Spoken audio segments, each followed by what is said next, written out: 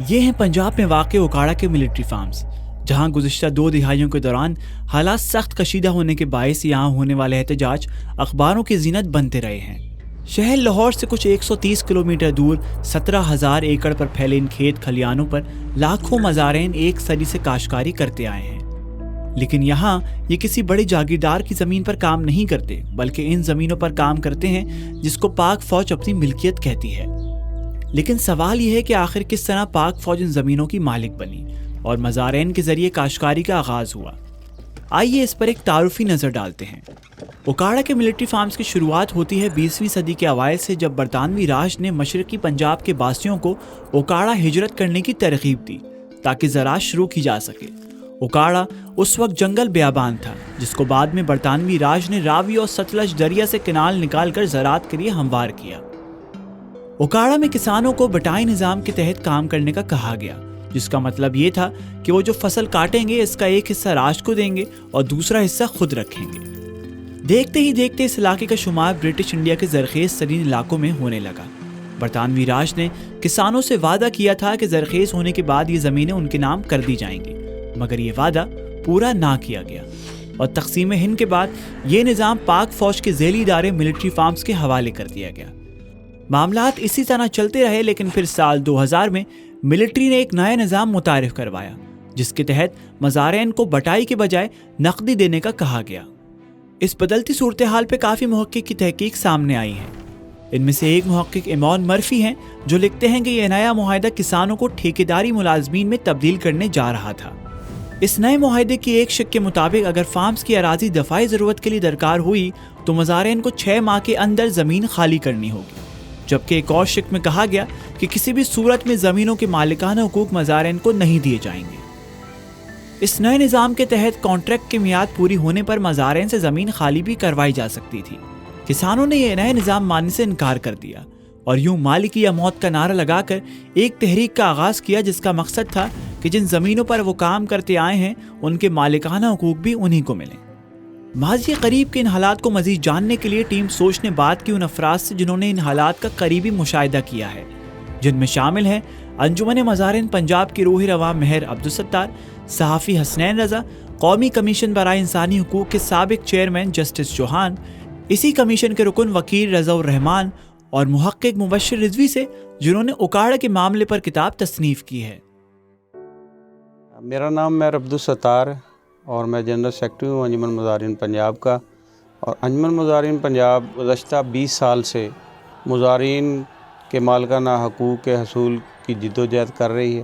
جب یہ contract policy یہاں پہ لاگو کرنے کی جو ہے وہ کوشش کی گئی تو رد عمل میں یہاں خطے کے حالات تبدیل تھے، بے بسی کا عالم تھا، لوگ پریشان تھے کہ مستقبل میں ہمارا کیا بنے گا۔ ہمارا تو روزگار بھی متاثر ہو رہا ہے اور ہمارے جو وراثتی حقوق ہیں وہ بھی متاثر ہو رہے ہیں، اور زمینوں پر جو نسل در نسل کاشتکاری کا جواز ہے وہ بھی ختم ہو رہا ہے۔ تو لوگوں کی بے بسی کو دیکھتے ہوئے پھر ہم نے یہ فیصلہ کیا کہ یہ بھی خدمت خلق ہے، تو لوگوں کو استحصال سے بچانے کے لیے جو ہے جدوجہد کی جائے۔ جہاں اس نئے معاہدے کو لے کر ملٹری اپنی ضد پر اڑی رہی، وہیں مزارعین نے اس کو ماننے سے صاف انکار کرتے ہوئے پرامن تحریک کا آغاز کر دیا۔ اس تحریک نے مسیحی اور مسلمان دونوں مذاہب کے مزارعین میں اتحاد قائم کر دیا، جو کہ ایک حیرت انگیز بات تھی۔ حالات اس نہج پر کس طرح پہنچے، آئیے اس پر روشنی ڈالتے ہیں۔ مظاہروں کا آغاز ہوا 8 اکتوبر 2000 سے، جب قریب 1000 کسانوں نے ڈپٹی کمشنر کے دفتر کے باہر پرامن دھرنا دیا۔ 2 دن بعد یہاں رینجرز طلب کر لی گئی۔ رینجرز اہلکاروں نے نہتے کسانوں پر گولیاں برسائیں، جس سے کئی لوگ زخمی اور جاں بحق ہو گئے۔ سال 2002 میں اگست اور سال 2003 میں مئی سے 3 ماہ کے لیے اوکاڑا کا محاصرہ کیا گیا، جس کے دوران مزارعین کا رابطہ دیگر علاقوں سے ٹوٹ گیا، حتیٰ کہ اشیاء خوردنوش اور ادویات کی دستیابی سمیت پانی کی فراہمی بھی بند کر دی گئی، جس کی وجہ سے فصل کو شدید نقصان ہوا۔ اس تمام اسنا میں ریاست مزارعین کو نیا معاہدہ ماننے پر مجبور کرتی رہی۔ جب ملک کے چند باضمیر لوگوں نے ظلم کے خلاف آواز اٹھائی تو human rights commission of Pakistan نے اوکاڑا کا دورہ کیا تاکہ حالات جانے جا سکیں۔ HRCP کا کہنا ہے کہ دسیوں مزارعین اور ان کے اہل و عیال کو ریاستی دہشت گردی کا سامنا کرنا پڑ رہا تھا۔ اسی دوران ایک اور واقعہ رونما ہوا جسے ہیومن رائٹس واچ نے اپنی رپورٹ میں قلم بند کیا ہے۔ رینجرز نے 5 کسانوں سمیت محمد اقبال نامی ایک دودھ فروش کو حراست میں لیا، جس نے ادارے کو بتایا ہمیں میجر طاہر ملک نامی افسر کے سامنے پیش کیا گیا، جس نے ہم سے پوچھا کہ ہم نے کانٹریکٹ کے پیسے کیوں جمع نہیں کروائے۔ ہم نے انہیں جواب دیا کہ ہمارے پاس پیسہ نہیں ہے۔ اس کے بعد اس افسر نے ہمیں برہنہ کروایا اور ہم کو مال لگوائی، یہاں تک کہ ہم لہو لہان ہو گئے۔ اپریل 2016 میں انجمن مظاہرین کے روح رواں مہر عبدالستار کو بھی گرفتار کر لیا گیا اور اسی طرح انہوں نے بھی مذکورہ صحبتوں کو برداشت کیا۔ آخر میں مجھے کیپچر کیا گیا، پھر انہوں نے زہریلا پروپوگنڈا کیا پمفلٹس کے ذریعے اور اشتہارات کے ذریعے، نیگیٹو رپورٹیں جو ہیں وہ ہائی اپس کو جو فور کاسٹ کی۔ ہمارے القاعدہ سے رابطے جوڑنے کا ہم پر الزام لگایا گیا، راہ سے رابطوں کا الزام لگایا گیا، ہمیں دہشت گرد عناصر جو ہے وہ شو کرنے کی بھرپور سرتوڑ کوشش کی گئی۔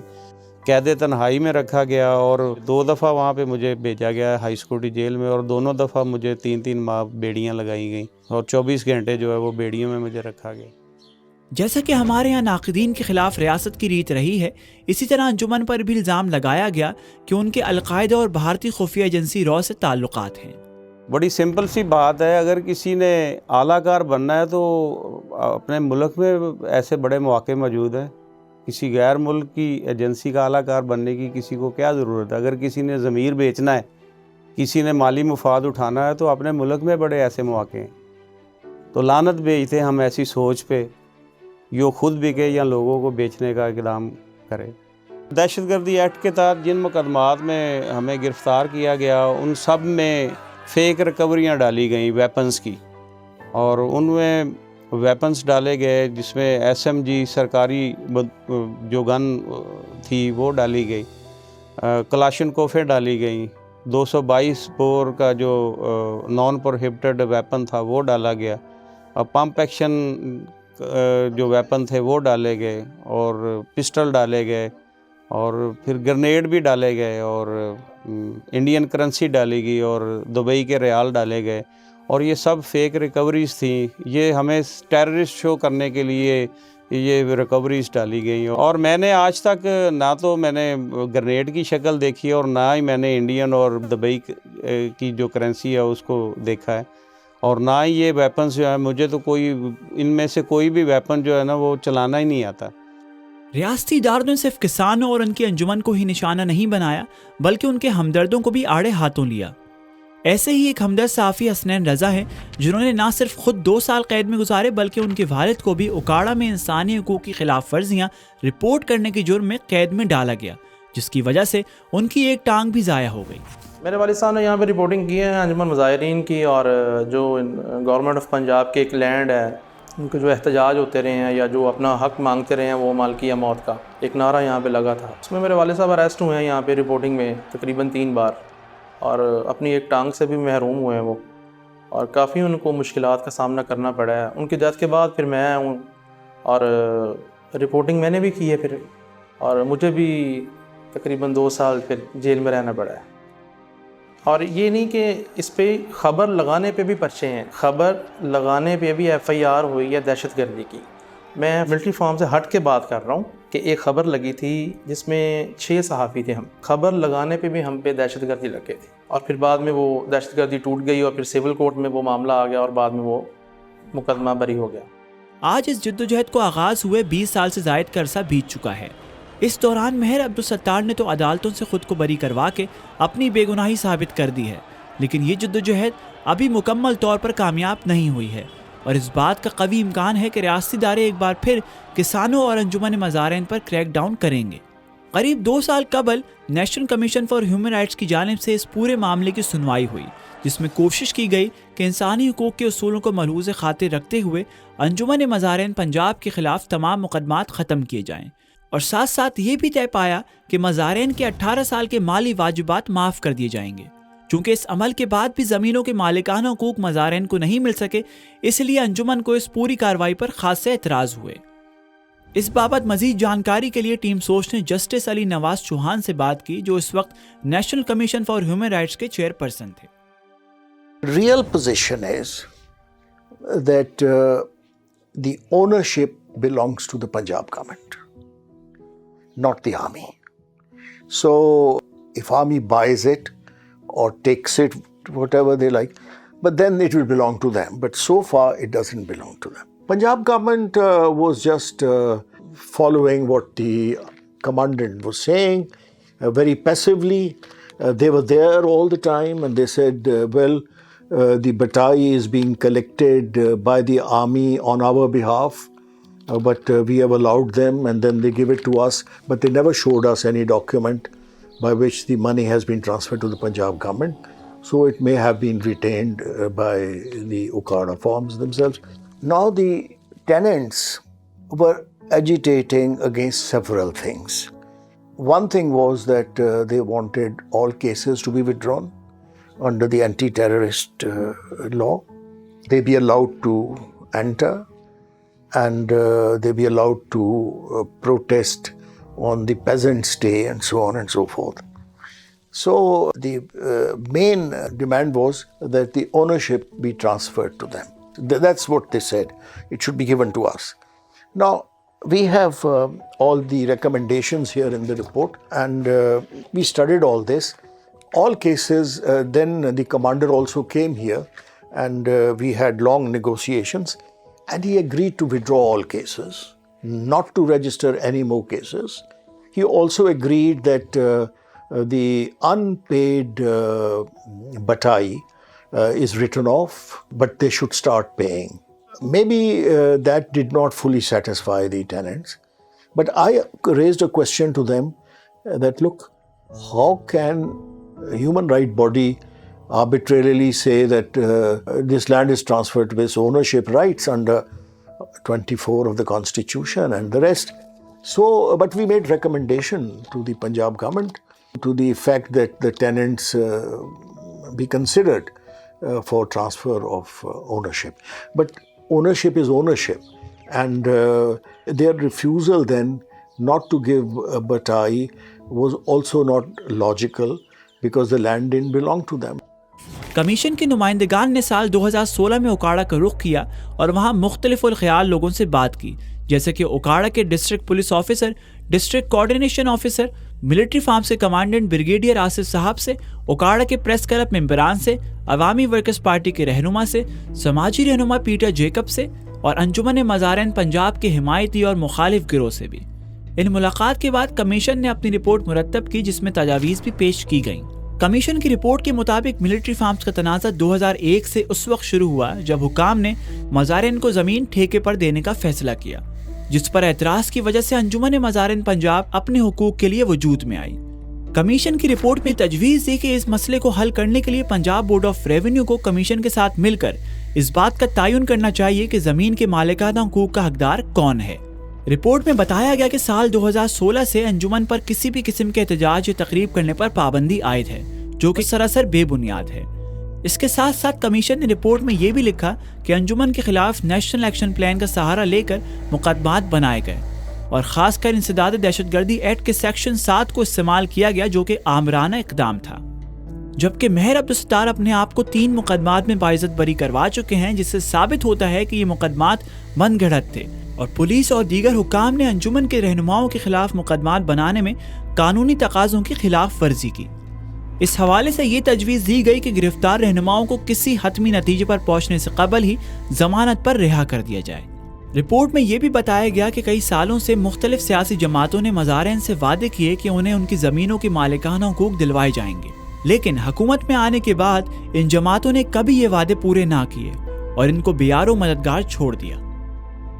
NCHR में जो रिट पटिशन दायर की गई थी, उस रिट पटिशन में जो प्रेयर थी ना, वो ये थी कि मुज़ारिन को दबाने के लिए उनके ख़िलाफ़ झूठे मुकदमात दर्ज किए जा रहे हैं और उनको गैर कानूनी तौर पर हिरासतों में रखा जा रहा है। और अब प्रेयर तो ये थी मुज़ारिन के ख़िलाफ़ जो दर्ज मुकदमात हैं उनको वापस लिया जाए और मुज़ारिन जो है जब तक इनको ज़मीनों की मलकियत नहीं मिल जाती, ये फार्म इंतज़ामिया को जो है ना बाकायदगी से हिस्सा दें। تو پریئر میں جو مانگا نہیں گیا اس کا بھی فیصلہ کر دیا گیا، اور جو پریئر میں کہا گیا تھا اس کا نوٹس بھی نہیں لیا گیا۔ تو جب وہ مقدمات کے اخراج کا عمل نہیں ہوا تو بقیہ فیصلے پہ عمل درآمد پھر کیسے ہو سکتا تھا؟ ان دنوں وکیل رضا الرحمان بھی national commission for human rights سے منسلک تھے۔ انہوں نے ٹیم سوچ کو بتایا کہ مذاکرات کے دوران ملٹری فارمز کی انتظامیہ نے کسانوں کے کچھ مطالبات مان بھی لیے تھے۔ اب زمین کا ملنا ٹیننٹ کو وہ ملٹری فارمز کے اوپر تھا۔ انہوں نے اس کے لیے پہلے ایک سسٹم انٹروڈیوس کیا، بٹائی سسٹم۔ بٹائی سسٹم میں ہوتا یہی ہے کہ اس کے اگر آپ سمپل ڈیفینیشن میں جائیں تو اس میں جو بھی اخراجات زمین کے اوپر ہوتے ہیں وہ دونوں پارٹیز مل کے کرتی ہیں اور اس کا پروفٹ بھی شیئر کرتے ہیں، بٹ اس پہ جتنی محنت ہوتی ہے وہ ٹیننٹ کرتا ہے، یعنی کہ مظاہرہ کرتا ہے۔ تو یہ سسٹم اس میں انٹروڈیوس تھا۔ سن 2000 میں آ کے ملٹری فارمز نے اس سسٹم کو چینج کر دیا۔ اس سسٹم کو چینج کر کے وہ کیش سسٹم لے آئے کہ جس میں جی آپ ہماری زمین پہ کام کریں گے تو آپ ہمیں اس کے رینٹ یا کیش پے کریں گے۔ اس پہ سارا یہ کنفرنٹیشن سٹارٹ۔ اس کے لیے مظاہرین عدالت میں گئے، انہوں نے اس سسٹم کو چیلنج کیا۔ لاہور ہائی کورٹ کے انہوں نے پٹیشن فائل کی، جو پٹیشن ان کی خارج ہو گئی۔ پھر اس کی انہوں نے اپیل فائل کی intra court appeal Lahore high court کے اندر، جو ڈویژنل بینچ نے بھی وہ ڈسمس کر دی۔ اس کے بعد وہ سپریم کورٹ جاتی ہیں یہی ایشو لے کے کہ جی بٹائی سسٹم کو ختم کیا جائے، بٹ وہاں پہ سپریم کورٹ سے بھی ڈسمس ہو گیا۔ سپریم کورٹ نے ان کو بتایا کیونکہ آپ کا لیز ٹینور ایکسپائر کر گیا ہے تو آپ نے لینڈ انلیگلی آکیپائی کی ہوئی ہے، اور چونکہ آپ نے انلیگلی آکیپائی کی ہوئی ہے تو یا تو آپ کیش کی صورت میں جو انہوں نے نیا سسٹم انٹروڈیوس کیا ہے وہ پے کرنا شروع کریں یا لینڈ ویکیٹ کر دیں۔ تو یہ تنازع اس کے بعد کنٹینیو ہوتا رہا اور اس پہ ان کی اسٹرائکس اور سارے معاملات چلتے رہے۔ یہ کرتے کراتے 2019 میں ہمارے پاس بھی جب یہ آئے تو اس سے پہلے کمشنر صاحب ایک کمیٹی میں ان کا ایک ایگریمنٹ ہو گیا تھا کہ ہم جس میں ملٹری فارمز نے یہ خود ایگری کیا کہ ہم کیش سسٹم کو وڈرا کرتے ہیں اور ہم اس کو جو بٹائی سسٹم تھا جو 2000 سے پہلے کا سسٹم تھا اس کو ریوائیو کریں گے۔ اور اس کے اندر انہوں نے لکھ دیا کہ جو خسرہ گرداوری، جس طرح پہلے سسٹم میں یہ چیز موجود تھی کہ خسرہ گرداوری کے اندر ان کا ایز اے نام ٹیننٹ میں لکھا جاتا تھا، تو وہ ان کو دوبارہ آپشن دی کہ یہ کیا جائے گا، بٹ یہ اس چیز سے بھی ایگری نہیں ہوئے۔ پھر جب 2019 میں ہماری کمیشن کی جب فائنل ہیئرنگز چل رہی تھیں اس ٹائم پر بھی آ کے جو ملٹری فارمز کی طرف سے جتنے بھی ریپریزنٹیٹیوز تھے، ان کے جو کمانڈنٹ بھی تھے، انہوں نے بھی آ کے ایک اسٹیٹمنٹ دی کہ ہم 19 سال کا جو بھی کرایہ تھا، جو بھی کیش تھا، اس کو ہم وڈرا کرتے ہیں، ہم سسٹم کو ریوائیو کرتے ہیں بٹائی سسٹم کے اوپر، اور ہم ان کے تمام کیسز وڈرا کرتے ہیں، یہ اپنی اسٹرائکس ختم کریں، آج کے دن سے نیا ایگریمنٹ کرتے ہیں اور کام کرنا شروع کرتے ہیں۔ تو انہوں نے اس ٹائم پر بھی ٹائم مانگا کہ ہمیں 2 ہفتے کا ٹائم دیں، ہم اس پہ سوچ کے آپ کو بتاتے ہیں۔ ان کا ایشو یہ تھا کہ جی یہ کہتے ہیں کہ ہم لیز یا جو کیش کی جو لیز کے اگینسٹ جو کیش پیمنٹ ہے وہ ہم پے کریں گے گورنمنٹ آف پنجاب کو۔ گورنمنٹ آف پنجاب کا کہنا یہ تھا کہ چونکہ ہم نے لینڈ لیز کر دی ملٹری فارمز کو اور ملٹری فارمز اس پہ آپریشن کرتی ہے تو ہمیں رینٹ دینے کا پرپز نہیں، تو آپ جن کے ٹیننٹ ہیں، آپ ٹیننٹ ملٹری فارمز کے ہیں تو آپ ان کو رینٹ دیں۔ تو یہ بیسیکلی ان سے یہ فیصلہ نہیں ہو پایا کہ آیا انہوں نے رینٹ گورنمنٹ آف پنجاب کو دینا ہے یا ملٹری فارمز کو دینا ہے۔ قانونی رائے میں ان کا رینٹ دینا بنتا ہے ملٹری فارمز کو ہے، کیونکہ یہ ان کے ٹیننٹ ہیں۔ اگر گورنمنٹ آف پنجاب کیونکہ خود وہ اون کر رہی ہے کہ ہماری زمین ضرور ہے بٹ ہم نے لیز کر دی ہے ملٹری لینڈز کو اور وہ اس کے اوپر ایکٹ کر رہے ہیں، تو وہ آپ رینٹ دینے کے مجاز بھی ملٹری فارمز کو بنتے ہیں۔ بٹ اس چیز کے اوپر انہوں نے کبھی کوئی اپنا فائنل جو بھی ڈیسیجن تھا وہ کمیشن کے آگے نہیں رکھا۔ زمین کی ملکیت سمجھنے اور مظاہرین کے مطالبات کو مزید گہرائی سے جاننے کے لیے ہم نے بات کی اوکاڑا ملٹری فارمز پر کتاب لکھنے والے اسکالر مبشر رضوی سے۔ ہم لوگ سمجھتے ہیں کہ پراپرٹی جو ہے یا پرائیویٹی کی جو ڈیفینیشن ہے وہ ہمیشہ ایک رہتی ہے، پر وہ چینج ہوتی رہتی ہے ڈپینڈنگ۔ آج کل ہم بہت نیو لبرل اور ہائپر کیپٹلسٹ ٹائمز میں ہیں، پر جو 1940s 50s اور 60s میں سچویشن رہی تھی وہاں پہ بہت ہی عام تھا، کیونکہ کراچی شہر کو دیکھ لیں صرف 4 لاکھ سے 1.5 ملین لوگ آ جاتے ہیں۔ تو یہ جو ریفیوجیز آتے ہیں جو باقاعدہ ہماری اپنے جو اینسسٹرز آئے تھے ان کو اسی طرح سے لینڈ دیا جا رہا تھا اور اس کو ریگولرائز کیا گیا اور آہستہ آہستہ اس میں زوننگ ہوئی، اس کے اندر بجلی آئی اور آپ کا کنیکشن بنے اور آپ کو سینیٹیشن بنا اور وہ فارملائز ہو گیا۔ تو انفارمل ٹو فارمل ایک طریقے سے۔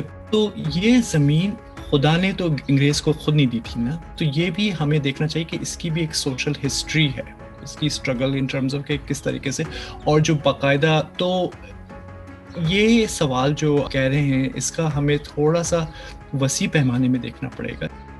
تو کیا اب تک زمین کی ملکیت نہ ملنے کی وجہ سے یہ کہنا درست ہوگا کہ مزارین کی 20 سالوں پر محیط جد و جہد رائیگاں گئی یا یہ تحریک سرے سے ہی غیر منطقی تھی؟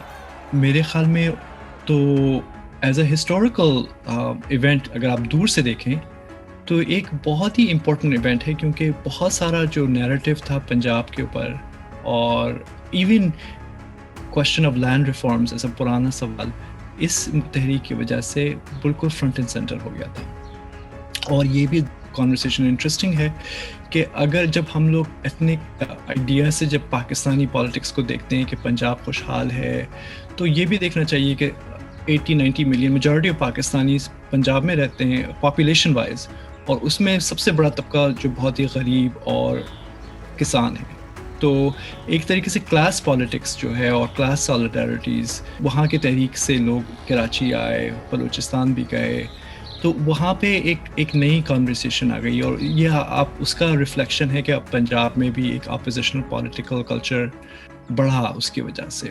تو اکثر کامیابی تحریکوں کی ہوتی ہے، سول رائٹس موومنٹ کو دیکھ لیں یا ادر دیکھ لیں، ایک ہوتی ہے ایپسٹمولوجیکل، اس سے آپ کا پورا کانورسیشن، نالج، آپ کی دنیا کا ایک نظریہ ایک طریقے سے اس ایونٹ کی وجہ سے چینج تھوڑا سا ہو جاتا ہے. تو اس طریقے سے ایبسٹریکٹ لیول پہ تو بہت ہوئی ہے، پر مٹیریل لیول پہ بھی یہ کافی سکسیزفل رہی ہے. پر یہ نہیں ہے کہ جو ابھی وکٹریز تحریک نے ابھی تک اب کسانوں نے سیکیور کر پائیں، اس کی گارنٹی نہیں ہے فیوچر میں. پر پاکستان میں کس چیز کی گارنٹی ہے؟ اکاڑے کے لاکھوں کسانوں کی 2 دہائیوں پر محیط جد و جہد ابھی ختم نہیں ہوئی ہے، بلکہ در حقیقت اس کا دائرہ کار بڑھ گیا ہے، اور دیگر مظلوم طبقات نے اس تحریک سے بہت کچھ سیکھا ہے. انجمن مزارین کا کہنا ہے کہ جب تک زمین ان کے نام نہیں کی جاتی تب تک یہ پرامن تحریک یوں ہی چلتی رہے گی، کیونکہ اس کے سوا ان کے پاس اور کوئی چارہ بھی نہیں. تو 75 سال کے بعد اب یہ لوگ ان زمینوں کو چھوڑ کر کہاں جائیں گے؟ رہنا تو ادھر ہی پڑے گا. ادھر ہی ان کے گھر ہیں، ادھر ہی ان کے قبرستان ہیں، اور ادھر ہی ان کا ذریعہ روزگار ہے زمینوں کی صورت میں. اور اس طرح سے اب 2 ایکڑ کا کاشتکار جو ہے وہ ان زمینوں کو چھوڑ کر کہاں جائے گا؟ اس کے پاس تو کوئی ذریعہ روزگار نہیں ہے. اس حوالے سے یہاں سے جانے کا تو سوال ہی پیدا نہیں ہوتا. تو اس ساری جد و جہد کے بعد کیا مستقبل قریب میں یہ زمینیں کسانوں کے نام کر دی جائیں گی، یا ایک دن انہیں خاموشی سے بے دخل کر دیا جائے گا؟ یہ تو صرف وقت ہی بتائے گا.